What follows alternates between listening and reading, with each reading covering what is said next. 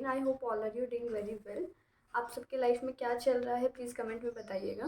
Okay so दोस्तों, आज का ये वीडियो है टाइप्स ऑफ साइकोलॉजी के बारे में। ठीक है, जैसे हम लोगों ने पिछले वीडियो में साइकोलॉजी के बारे में पढ़ा, उसके बारे में एक ब्रीफ हिस्ट्री भी सीखी। तो अब हम लोग जानेंगे कि साइकोलॉजी के क्या क्या टाइप्स है, क्योंकि साइकोलॉजी सिर्फ कोई एक चीज़ पे काम नहीं करता है ना। उसके बहुत सारे फील्ड होते हैं, बहुत सारे टाइप्स होते हैं, बहुत सारे वेरिएशंस होते हैं जो हम लोग सीखेंगे, जानेंगे, पढ़ेंगे और समझेंगे। टाइप ऑफ साइकोलॉजी में सबसे पहले आता है कॉग्निटिव साइकोलॉजी। चलिए अब जानते हैं कि कॉग्निटिव साइकोलॉजी आखिर होता क्या है। कॉग्निटिव साइकोलॉजी का मतलब है, या हम कह सकते हैं कि इससे हम ये सीखते हैं कि कैसे ह्यूमन माइंड अपने अंदर एक थॉट को प्रोसेस करता है, एक इंफॉर्मेशन को रिट्रीव करता है और इसको स्टोर करता है, सीखता है, ठीक है, और फिर ज़रूरत पड़ने पर उसको यूज़ करता है। सवाल ये उठता है कि 1000 साल पहले भी ह्यूमन माइंड क्या ऐसे ही सोचता था, या उसके वे ऑफ थिंकिंग में अभी कोई बदलाव आया है।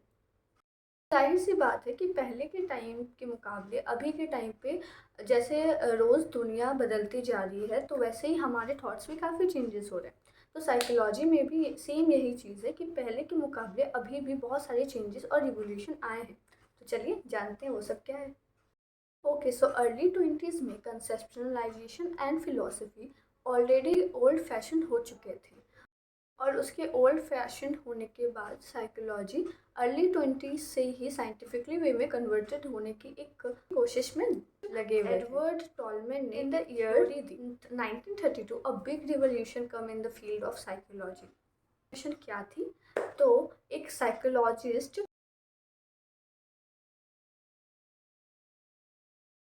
थ्योरी का नाम था purposive behaviour in animal and man, और इस थ्योरी के हिसाब से उन्होंने ये कहा कि behaviourism is not a right theory.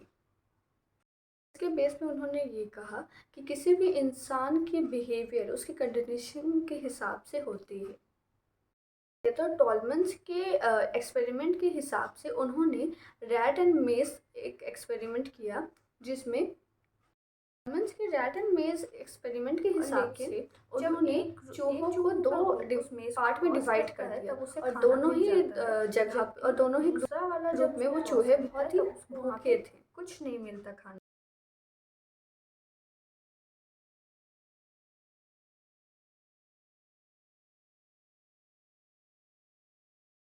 Theory के बेस पे उन्होंने ये ऑब्जर्व है, वो पहले ही अपने दिमाग में एक कॉग्निटिव मैप बना लेते हैं, जिसके जरिए वो उस मेज के बाहर जाके खाना ढूंढ लेते हैं। उनके थ्योरी के कंपेयर में काफ़ी ज़्यादा था।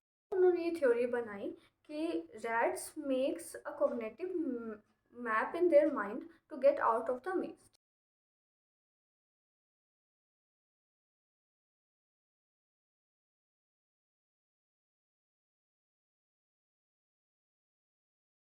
इसने इस पूरे एक्सपेरिमेंट से ये थ्योरी निकाली। डॉल्मेंस की इस थ्योरी के हिसाब से उन्होंने ये माना कि जो चूहे हैं वो अपने दिमाग में पहले ही कॉग्निटिव मैप बना लेते हैं। मीन्स वो उस मेज़ तक पहुंचने का पहले एक रास्ता अपने मेमोरी में फिट कर लेते हैं कि हाँ, अगर इस वे से यहाँ से क्रॉस करके अगर जाएंगे तो हमें खाना मिल जाएगा। तो यही एक्सपेरिमेंट उन्होंने और एनालाइज करने के लिए 10 से 12 बार किया। तो 11वां बार तक ये सेम प्रोसेस चला, ठीक है। और फिर जैसे उन्होंने 12th टाइम ये किया, तो जब 12वीं बार का बात आया तो फिर जो दूसरे चूहे के ग्रुप थे जिनको खाना नहीं मिल रहा था, 12वीं बार में उनको भी ये मिल गया। और फिर उन्होंने टॉलमेंस ने ये ऑब्ज़र्व किया कि जो सेकेंड ग्रुप के चूहे हैं उनकी तो स्पीड कम थी ही, लेकिन जब उन्होंने बार बार वो जाके अपनी मेमोरी में वो फिट कर लिया कि अच्छा वो इसका रास्ता यहीं से जाता है, तो फिर उनको एक कॉग्निटिव मैप उनके दिमाग में बैठ गया। और फिर दूसरे भी चूहे जब वो रेस में बोल सकते हैं कि जब वो भाग रहे थे अपने खाने के लिए, तब उनको भी मिल गया जिनको नहीं मिल रहा था अभी तक, क्योंकि उनके माइंड में ये चूहों के मन में भी ये कॉग्निटिव मैप का रास्ता बैठ गया था। तो 1932 में साइकोलॉजी के लिए एक बहुत ही बड़ा रिवोल्यूशन रहा। रैट एंड मेज थ्योरी के साथ टॉलमन्स काफ़ी फेमस हुए, और साथ में उसी ईयर में एक और थ्योरी निकली जिसका नाम था थ्योरी ऑफ रिमेम्बरिंग। ये दी थी सर फ्रेडरिक बार्टले ने। उन्होंने अपनी इस थ्योरी में कहा कि जब भी कोई इंसान किसी चीज़ को देखता है तो उसका एक स्कीमा उसके माइंड में बैठ जाता है।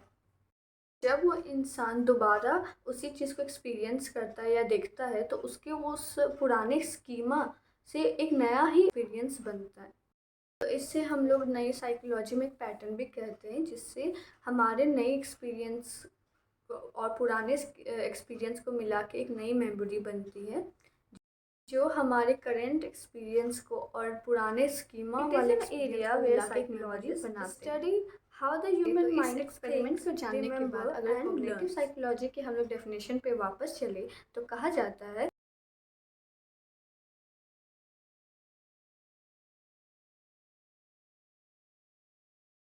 इसके एग्जाम्पल के रूप में बात करें तो जैसे रैट एंड मेज एक्सपेरिमेंट को हम लोग ने एक्सप्लेन किया, सेम उसी तरह से जैसे वो रैट उस रास्ते को एक कॉग्निटिव मैप बना के अपने दिमाग में बैठा लेता है, उसी तरह से कहा जाता है कि कॉग्निटिव साइकोलॉजी में हम लोग अपने माइंड में थिंग्स को ऐसे बैठाते हैं, उसको याद रखते हैं और स्टोर करके फिर ज़रूरत पड़ने पर हम लोग उस चीज़ को यूज़ करते हैं इन नियर कमिंग फ्यूचर।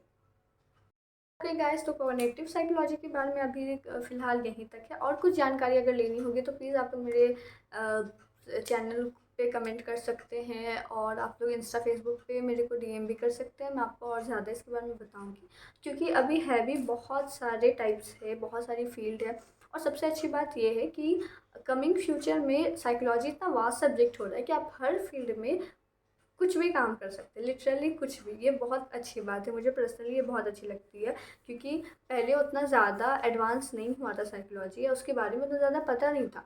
लेकिन धीरे धीरे साइकोलॉजी में बहुत एक फैला अच्छा खासा सब्जेक्ट भी बना है, और साथ में उसके बहुत सारे टाइप्स भी है, जहाँ पे एज अ साइकोलॉजिस्ट आप लोग वर्क भी कर सकते हैं। सबका एक अलग अलग इम्पोर्टेंस है। सारे साइकोलॉजी के टाइप्स को कवर करने के बाद मैं आपको डिफरेंट डिफरेंट टाइप के डिसऑर्डर और डिसीज़ेस के बारे में बताऊंगी, जो हाँ आप लोग के बारे में भी जानना काफ़ी इंटरेस्टिंग होगा। और गाइस, लिटरली कुछ नया सीखने और किसी और को सिखाने के बाद ये बहुत ही हेल्प करता है कि डजेंट मैटर कि आप किस फील्ड से बिलोंग करते हैं या आपका बैकग्राउंड क्या है या स्टडी में आप क्या आगे करना चाहते हैं। ये एक तरह का एक साइंटिफिक चीज़ है, या एक इमोशन से जुड़ा एक सब्जेक्ट है। मतलब इसको भी सब्जेक्ट के तौर पे मत देखिए, एक नॉलेज के तौर पे देखिए, तो क्या है हम अपने में भी ले सकते हैं और सामने वाले को भी बांट सकते हैं। और thank you for watching hardly insane. पसंद आए तो लाइक शेयर और सब्सक्राइब जरूर करिएगा, और थैंक यू।